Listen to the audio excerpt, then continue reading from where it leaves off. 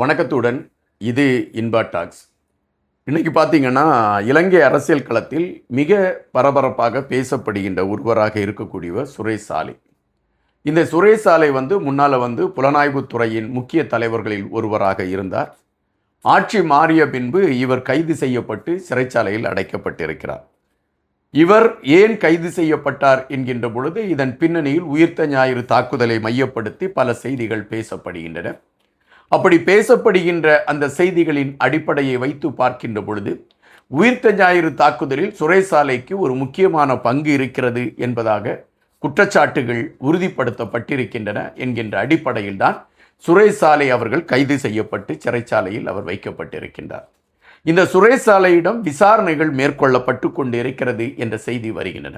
அந்த விசாரணையின் அடிப்படையில் மஹிந்த ராஜபக்சே, கோத்தபய ராஜபக்சே போன்றவர்களுக்கு தொடர்பு இருக்கும், அவர்களுக்கும் இந்த உயிர்த்த ஞாயிறு தாக்குதலில் மிகப்பெரிய தொடர்பு இருக்கிறது என்பதை நிரூபிப்பதற்காக இந்த சுரேஷ் சாலையிடம் ஒரு கடுமையான விசாரணைகள் மேற்கொள்ளப்படுகிறது என்கின்ற செய்திகள் பரவலாக பேசப்படுகின்றது. இந்த சூழலில் சுரேஷ் சாலை அவர்கள் உண்ணாவிரதம் இருந்து உயிர் நீப்பதற்கு தன்னை தயார்படுத்தி கொண்டிருக்கிறார் என்கின்ற செய்தி வருகின்றன. அதுவும் குறிப்பாக உதயன் கம்பன் பிள்ளை இந்த செய்தியை வெளியே எடுத்து சொல்லியிருக்கிறார். அவர் என்ன குறிப்பிடுகிறார் என்றால், புலம்பெயர்ந்த தமிழர்கள் கொடுத்த அழுத்தத்தின் காரணமாக இந்த ஆட்சியாளர்கள் திட்டமிட்டு ஒரு நியாயமான ஒரு அதிகாரியான சுரேஷ் சாலைவை அவர்கள் குற்றவாளியாக்கி அவரை சிறையில் அடைத்திருக்கிறார்கள். புலனாய்வுத்துறையில் முக்கிய ஒரு பதவியை வகித்த சுரேஷ் சாலை இந்த நாட்டை காப்பாற்ற வேண்டும் என்கின்ற நிலைப்பாட்டில் மிக தீவிரமாக செயல்பட்டவர். அப்படி தீவிரமாக செயல்பட்ட ஒருவரை சிறைச்சாலைக்குள் கொண்டு வந்து வைத்து அவரை சித்திரவதை செய்து அவரிடமிருந்து வாக்குமூலம் பெற்றுக்கொள்ளலாம் என்கின்ற நிலைப்பாட்டோடு இந்த அரசு காட்டுமிராண்டித்தனத்தை கையில் எடுத்துக்கொண்டு பயணிக்கிறது.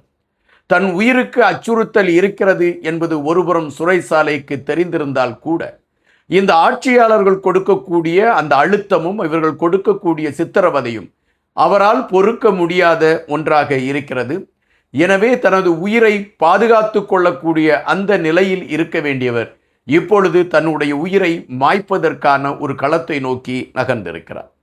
எனவே சிறைச்சாலையில் அவர் உணவுகளை தவிர்த்துவிட்டு உண்ணா நோன்பை மேற்கொண்டு இருக்கிறார் என்ற செய்தியை உதயன் கம்பன் பிள்ளா எடுத்து வைத்திருக்கிறார்.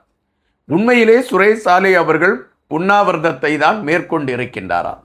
மரணத்தை மையப்படுத்திய களத்தை எடுத்துக்கொண்டு அவர் செல்லக்கூடிய நிலைமை ஏற்பட்டிருக்கிறதா? சிறைச்சாலையில் அவருக்கு கொடுமையான அழுத்தங்கள் கொடுக்கப்பட்டு அவரை மிக சித்திரவதை செய்யக்கூடிய களங்கள் எடுக்கப்பட்டிருக்கிறதா? இந்த கேள்விகள் பிரதானமாக எழும்பிக் கொண்டிருக்கக்கூடிய சூழலில் உதயன் கம்பன் பிள்ளா அவர் மரணத்தை நோக்கி நகர்ந்திருக்கிறார் என்கின்ற விடயம் இந்த வழக்கை திசை திருப்புவதற்காக எடுக்கப்பட்டிருக்கக்கூடிய ஒரு முயற்சி என்ற செய்தி சொல்லப்படுகிறது. அதாவது குறிப்பாக மஹிந்த ராஜபக்சே, கோத்தபய ராஜபக்சே போன்றவர்களுக்கு மிகப்பெரிய தொடர்பு இருப்பது உறுதி செய்யப்பட்டிருக்கக்கூடிய காரணத்தினால் சுரேஷ் சாலையிடம் அதற்கான வாக்குமூலங்களை பெற்று அவர் மூலம் அதற்கான ஆதாரங்களை பெற்று நடவடிக்கை எடுப்பதற்கான களத்தை நோக்கி இந்த அரசு நகர்ந்து கொண்டிருக்கிறது.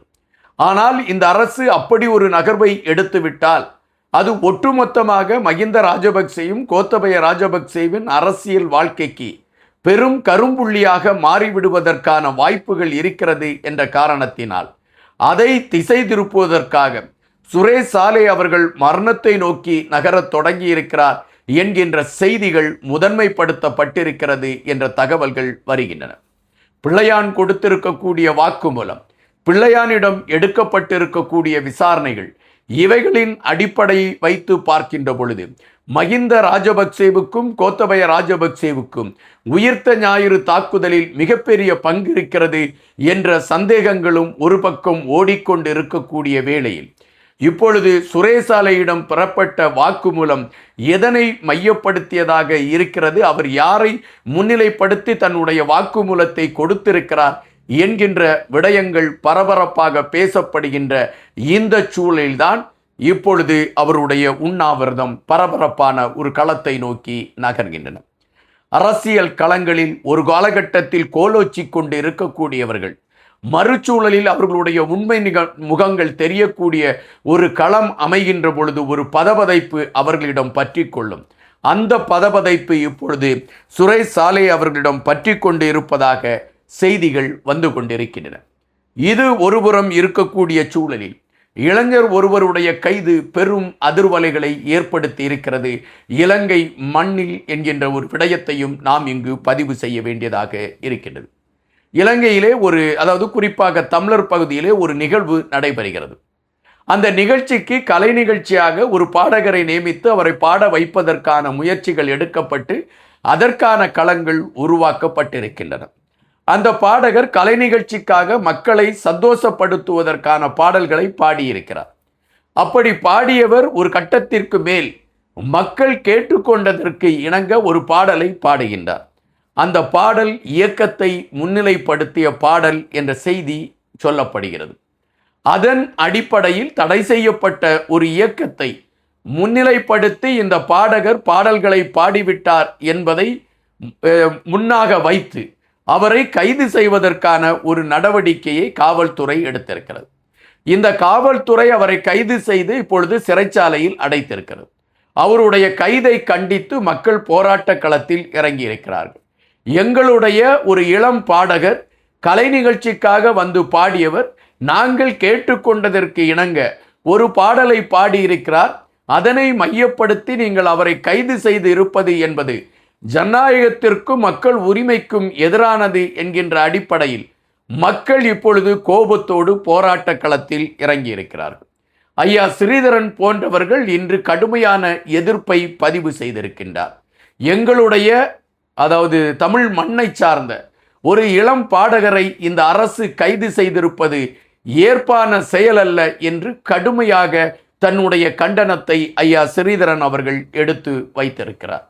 இந்த சூழலில் தமிழகத்தில் இருக்கக்கூடிய தலைவர்களும் இப்பொழுது அந்த பாடகருடைய கைதுக்கு கடுமையான எதிர்ப்பை பதிவு செய்து தங்களுடைய எதிர்ப்புகளை அவர்கள் பதிவு செய்து கொண்டு இருக்கின்றார்கள். பெரும்பாலானவர்கள் வைக்கக்கூடிய கேள்வி என்னவென்றால், ஆளும் கட்சியில் கடல் தொழில் அமைச்சராக இருக்கக்கூடிய ஐயா சந்திரசேகர் அவர்கள் உள்ளூராட்சி தேர்தலின் போது அந்த இயக்கத்தை மையப்படுத்திய பாடலை முன்னிலைப்படுத்தி அந்த இயக்கம் கண்டுகொண்டிருந்த கனவை நிறைவேற்றுவதற்கு நாங்கள் ஒரு தேசத்தை உருவாக்குவோம் என்கின்ற வார்த்தையோடு அவருடைய அந்த பாடல்கள் பதிவாகி இருந்த களங்கள் உண்டு. அந்த பாடலை அவர் பதிவிட்டு வாக்கு பெற்றிருக்கிறார். அப்பொழுதெல்லாம் இந்த கைது என்கின்ற நடவடிக்கை எடுக்காத ஆட்சியாளர்கள் தற்பொழுது கைது என்கின்ற இந்த நடவடிக்கையை எடுத்திருப்பது திட்டமிட்டு அவர்கள் செய்யக்கூடிய ஒரு சதி வேலை. நீங்கள் இந்த இளம் பாடகரை கைது செய்ய வேண்டும் என்றால் உங்களுடைய அமைச்சர் சந்திரசேகரையும் கைது செய்ய வேண்டும் என்ற கோரிக்கை மக்கள் மத்தியிலே வலுவடைந்திருக்கிறது. அரசு என்ன செய்ய போகிறது என்பது இங்கு பிரதான கேள்வியாக இருக்கிறது என்பதுதான் நிஜம். நன்றியுடன் இன்பம்.